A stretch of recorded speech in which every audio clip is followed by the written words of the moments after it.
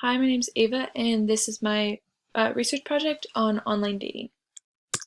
So the question that I kind of asked throughout the entire project was just like, is online dating a better way to meet someone, or does it kind of leave more room for physical dangers, like harassment and stuff like that? And also, can it kind of have a negative impact on your character and morals? So a little overview of the controversy. Online dating has become very popular in the past couple of years because of the increased usage of technology and like all the technological advancements that we've had. Um, and so, we use technology for a lot of different things like jobs and work and, school. And so it's not surprising that online dating has grown more popular, especially with like younger groups of people. Um, but it still does leave a lot of room for dangers such as rape and harassment and financial scams, and also just like character flaws can start to form because of this consumeristic view of relationships. And so that's kind of just what I want to talk about today. So, one story that I found really surprising was of this woman named Amy. She had met this man named Paul on an app called Plenty of Fish, which is a common dating app. And, they had been talking for a few months, and so they finally decided to go on a real date together. And they had gotten coffee and everything went well, and so afterwards Paul had asked if Amy would like to go for a drive.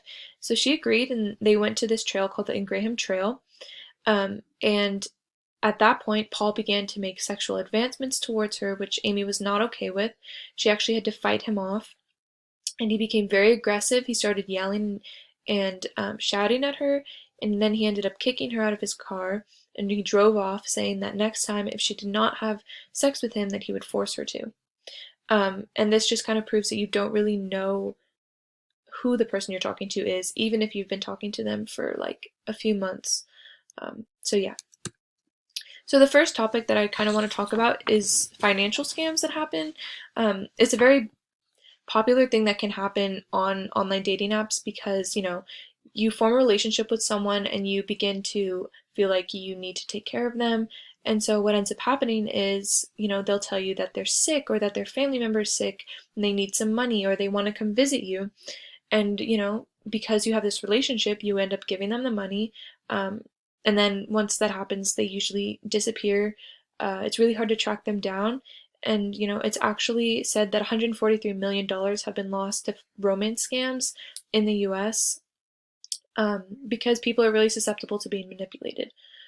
And so, and then, you know, another reason why online dating apps are very dangerous is because of physical dangers. Um, you know, Things like offensive threatening messages, harassment, and rape are the top three most commonly found crimes on online dating apps. And this can lead to a lot of, you know, hurt feelings and hurt, you know, physically getting hurt, um, which is really like dangerous. And if you think about it, you're giving predators and people like that room to find you and to get to know you on a relational level. And so it can be really dangerous because you don't know who you're talking to. And also, I thought it was really surprising that a lot of apps actually have like a GPS system built into them, like the app to the top right called Happen. Basically, everyone who has the app has like a GPS location, and so you get to see where those people are. And while it could be a good thing to someone who's actually looking for a relationship, for like a predator, it could be really helpful for them to find you and like find exactly where you are, um, and kind of just end up hurting you and stuff like that because those things, they do happen both in real life and more commonly found like online. Um, Oops. And so then another thing is just like there is a very hookup culture in online dating, um, and that can kind of lead to dangers as well because now you are going to someone's house that you don't know at all and you're just going there for like a sexual purpose, and they might be forceful and you might be uncomfortable, but now you have nowhere to go. You don't know how they're going to react. Like in Amy's case, like they could get angry, they could want to force you to have sex with them, um, because you don't know who you're talking to. Um, and yeah, and so a lot of people end up dealing with harassment like that. And then there's also harassment as in like, um, verbal emotional harassment. There was a story of this girl who was 18, she was on Tinder, and she had a lot of 50-year-old men trying to talk to her, and so she told them that she lied to them and said she was only 16, and they actually said that, that didn't matter to them, that as long as nobody found out, it would be okay. And stuff like that really sticks with you and can cause you to have, emotional like problems because of, it can be very degrading to have that type of culture in your life. Um, Next, there's also things that, you know, online dating can cause you to kind of change your character and your morality, and especially in regards to like consumerism. Um, you know, in online dating, you're allowed to choose different people to talk to. You're allowed to choose everything about them. You're allowed to choose like their height, what they look like, and that eventually can become very addicting, and you begin to become very judgmental and very picky. And instead of talking to someone for their personality, you're really just looking at them based off of their looks, um, and that's not a good thing. It can be very like tampering. Um, and then also, um, because of like the whole swiping culture, it's really easy to fall into like the consumeristic, greedy nature of online dating. Pope Francis actually talked about this in his encyclical Laudato Si, that like he said that our attitudes will be of masters, consumers, ruthless exploiters, unable to set limits on their immediate needs. And that can be very true in online dating because, especially in the hookup culture, you can become overtaken with the idea of like, oh, I can have anybody that I want. I can date multiple people at once. I never have to actually settle down. And then it becomes this constant, circle of just taking and never actually building a strong relationship, which might have been what you originally were wanting. And so you can really just get lost in the culture of online dating. And so another negative change that can happen in your character is like lying and catfishing. Catfishing is a really popular thing. It's very widely known. A lot of people have been catfished, but you can also become the catfish, because it is so easy to lie to people via the screen.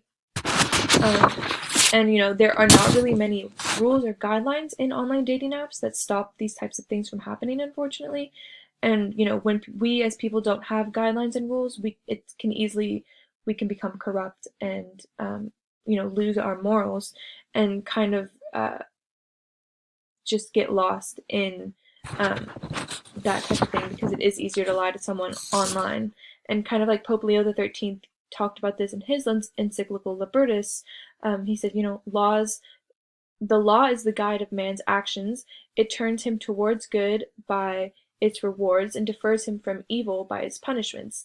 And online dating really has no punishments, and so we can easily turn towards evil and we can easily lie to people, and you're never going to be able to form a good relationship if it's built off of lies.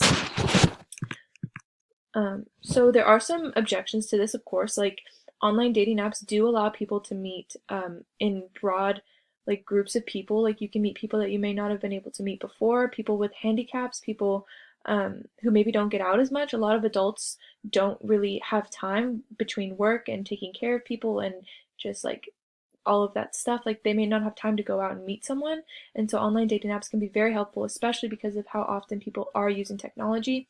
And like I said before, like, people with handicaps might be easier to meet people in their certain demographic, and it can be very helpful for them to find people like that. And also, another thing is that it is commonly known that, when you're talking to someone over the text messages and stuff, it's a lot easier to be honest with them and kind of just be open about your expectations and what you're looking for in a relationship, rather than if you're talking to them in person. And so that can kind of help build a relationship that's based off of honesty and just truth and straightforwardness straight from the get-go, and which can further build a stronger relationship in the long run. And so that can be pretty helpful to relationships in general.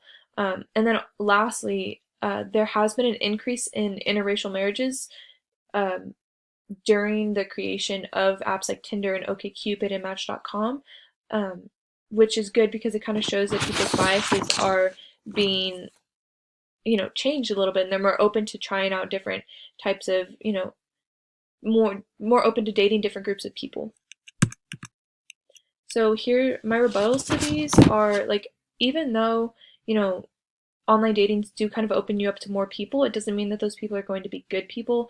It doesn't mean that you're safe from being harassed. It doesn't mean that you are not going to be sexually assaulted. You don't know who the other person is on the other side of the screen.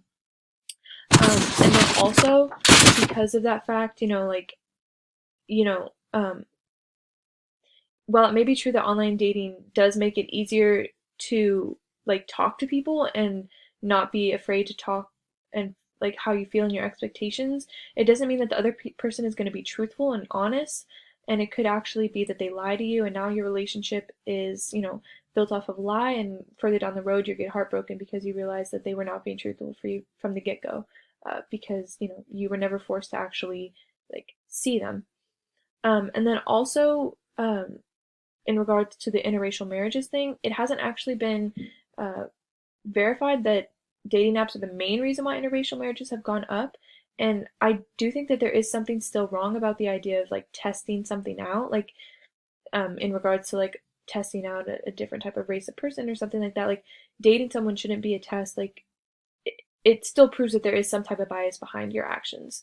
Um, and so my thoughts about the future are that if dating apps are going to continue on and to be successful, there needs to be background screenings, and there needs to be a more um, serious like check on people to make sure that what they're saying is honest and the pictures that they're posting are actually them. And there also needs to be more protection against predators and people like that. Um, and then I do think that there needs to also be some type of like face-to-face interaction with like a couple, and also maybe um, to help change the consumeristic view, there needs to be limited amount of dates that you can have like per month or per year. That way you can kind of focus on one or two relationships to make those strong. And if they're not working out, then it's okay, but you shouldn't just be able to have as many people as you want. It can be very like detrimental to your character. And then lastly, in regards to the hookup culture, I think there needs to be a change in that also, because, the church is very strong against sex before marriage. And so, like, in regards to just like the hooking up apps, like, it can be very tampering to like your morals if you could just hook up with whoever you want, whenever you want, as many people as you want. And I think there needs to be some type of change there for relationships to actually be um, successful and good. So I hope that you enjoyed this presentation, and yeah, thank you.